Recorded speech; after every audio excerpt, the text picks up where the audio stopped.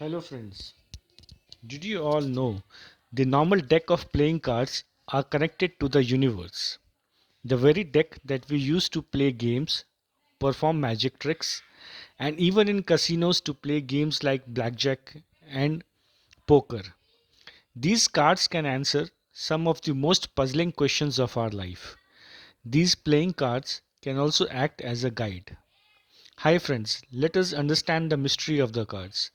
As we all know, there are two colors in the deck, red and black, which represent day and night.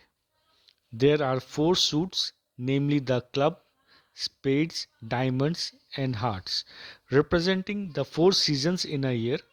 These also represent the four directions, north, south, east, and west. Also, this represents the four aspects of humanity: soul, spirit, body, and mind. In each suit, there are 13 cards representing the 13 lunar cycles in a year.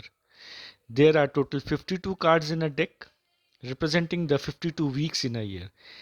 If you add the total of these cards, taking the value of ace as 1, the 2s as 2, the 3s as 3, and so on, the value of jack as 11, and queen as 12, and king as 13, we would get a total of 364.